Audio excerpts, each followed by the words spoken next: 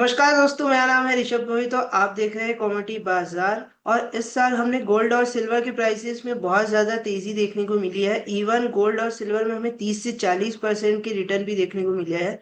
तो ये क्यों हुआ है और इसके क्या मेन रीज़न रहे, आज उसी पे बात करने के लिए हमारे साथ वीकेंड इन्वेस्टिंग के फाउंडर आलोक जैन सर जुड़े हैं। हाँ sir, welcome to our show. Thank you so much Rishabh, आपसे मिलके बहुत अच्छा लगा।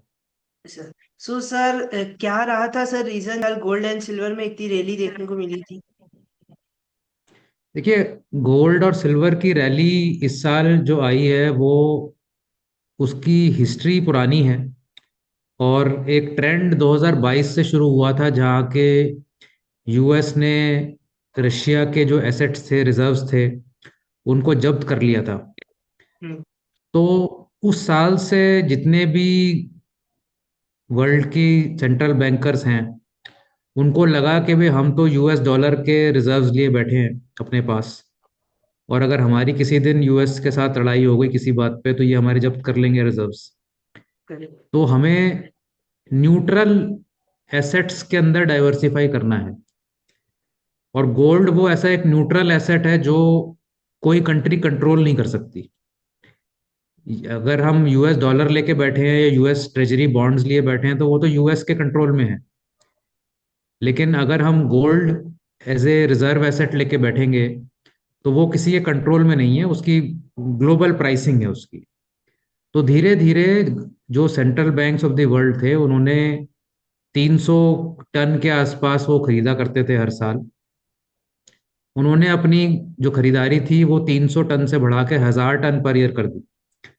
और ओवरऑल वर्ल्ड में अगर आप देखेंगे तो ग्लोबल प्रोडक्शन जो गोल्ड की है वो 3000 टन है करीबन।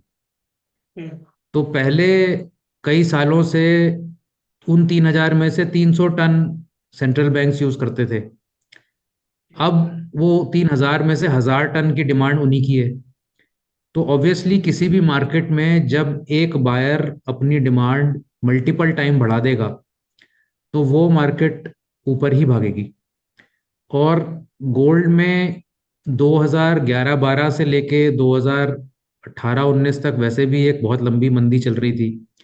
तो नेक्स्ट बुल रैली गोल्ड के अंदर एक्सपेक्टेड थी 2018-19 के बाद से ही। तो हम ये कह सकते हैं कि गोल्ड में हर 7-8 साल में एक मेजर बुल रैली आती है, और हम उस बुल रैली को भी विटनेस कर रहे हैं। और जब जब गोल्ड में रैली आती है, तो जब गोल्ड की रैली थोड़ी मैच्योर होने लगती है, तब लोग सिल्वर की डिमांड शुरू करते हैं उस समय। कि सिल्वर और गोल्ड की जो रिटर्न्स है वो बहुत ज्यादा फर्क नहीं है ओवर ए लॉन्ग टर्म। लेकिन सिल्वर बहुत, जिसे कहते हैं ना, वॉलेटाइल कमोडिटी क्लास है। गोल्ड बहुत स्टेडीली ऊपर बढ़ता है, स्टेडीली नीचे गिरता है। सिल्वर या तो बढ़ता ही नहीं है, और जब बढ़ता है तो बिल्कुल वर्टिकल बढ़ता है, और गिरता भी बिल्कुल वर्टिकल गिरता है। तो सिल्वर थोड़ा स्पेकुलेटिव और ट्रेडर ओरिएंटेड ज्यादा है। गोल्ड में ये जो इन्वेस्टमेंट बाइंग की मैंने बात करी, सेंट्रल बैंकर्स की भी, और जो पोर्टफोलियो मैनेजर्स भी हैं पूरे वर्ल्ड के, जो कि पहले कहा करते थे कि आप 2, 5, 10% गोल्ड रखिए, अब वो कहते हैं कि भाई आप 20% तो कम से कम गोल्ड रखिए। आपकी जो भी नेटवर्थ है उसका 20% हिस्सा आप गोल्ड में लगाइए। तो सारे जो ईटीएफ्स हैं वर्ल्ड वाइड, उनमें डिमांड आनी शुरू हो गई, फिजिकल डिमांड शुरू हो गई। तो एक तरह से पूरा एक डिमांड की वजह से जो है एक इम्बैलेंस क्रिएट हो गया पूरी मार्केट में, जहाँ डिमांड तो बढ़ती जा रही है और सप्लाई तो उतनी है, क्योंकि सप्लाई तो आप बढ़ा नहीं सकते ओवरनाइट। जो माइनिंग हो रही है 3000 टन की वो तो उतनी ही रहेगी, वो 3100 हो जाएगी, 3200 हो जाएगी। लेकिन डिमांड जिस तरह से बढ़ रही है, वो वो एक तरह से ओवरवेलमिंग डिमांड आ रही है इस मेटल के लिए।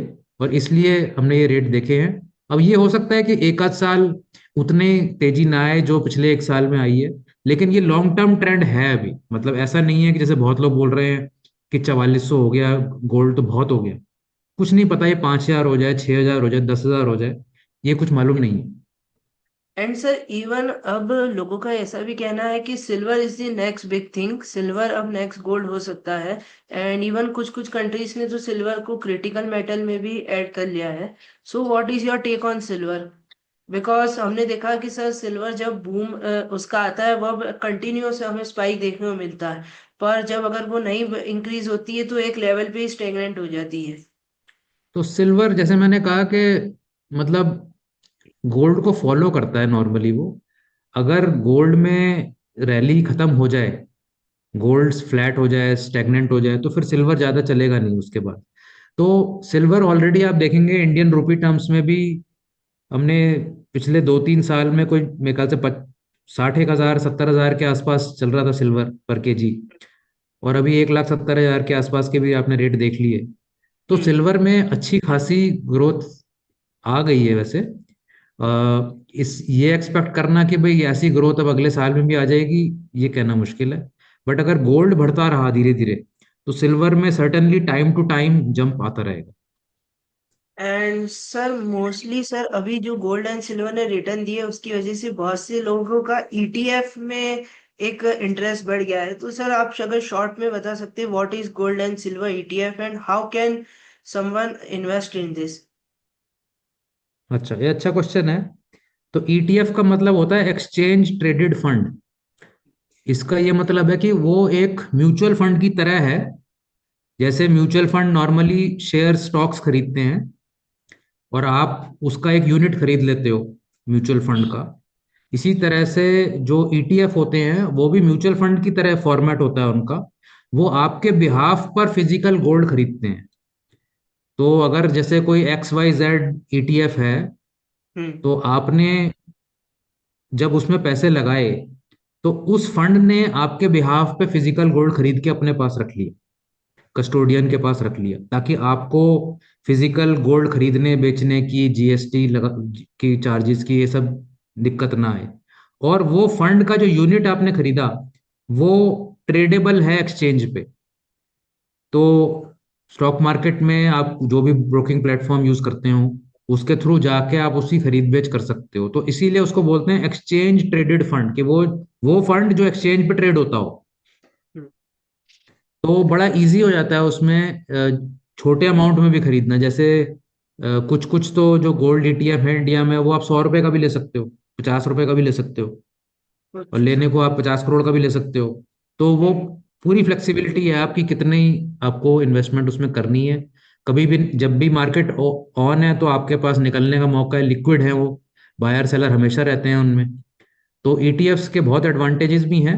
द बिगेस्ट डिसएडवांटेज जो एक ईटीएफ का है कि वो जो गोल्ड है वो आपके पास नहीं है, वो हम्म। उनके पास है। वैसे कोई रिस्क नहीं है, लेकिन अगर आप सोचो तो गोल्ड की जो मेन क्वालिटी होती है वो होती है no no counter party risk. Hmm. कि जिसके पास गोल्ड है उसका गोल्ड है। जैसे हमारी आरबीआई भी कहती है कि हमने 300 टन वहां से अपने बैंक ऑफ इंग्लैंड से वापस मंगवाया है, ताकि हम अपनी पोजीशन में ले लें उसको। तो जो best form of gold investing है वो तो फिजिकल गोल्ड ही होती है। लेकिन राइट। सेकंड बेस्ट आप कह सकते हो कि भाई मेरे को झंझट नहीं लेना खरीदने का, फिजिकल। बेचने का, रखने का, स्टोरेज का, चोरी होने के डर का, तो आप ईटीएफ में इन्वेस्ट कर सकते हो, वो भी ठीक है। एंड सर अभी जो गोल्ड एंड सिल्वर के जो एक्सपोनेंशियल रिटर्न्स आए इसकी वजह से सर इन्वेस्टर में एक फोमो क्रिएट हो गया है कि now we should hmm. Have gold and silver in our portfolio. So sir आप इन्वेस्टर के लिए लास्ट में क्या कहना चाहेंगे, क्या एडवाइस आप देना चाहेंगे क्या। देखिए, इन्वेस्टमेंट और ट्रेडिंग ना अलग अलग चीजें हैं। हम्म। अगर आप इन्वेस्टर्स की बात करेंगे तो उनको लॉन्ग टर्म व्यू बनाना पड़ेगा कि मुझे धीरे धीरे गोल्ड की एलोकेशन बनानी है। तो अगर मैं करेक्ट। जीरो पे हूँ आज, अगर मेरा कोई पैसा गोल्ड में नहीं है आज की डेट में, तो अगले साल 5% एलोकेशन, उसके अगले साल 10% एलोकेशन, उसके अगले साल 15% एलोकेशन।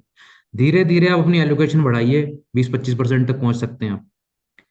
और उसको 10-15 साल की उसकी लंबी जर्नी देखिए फिर।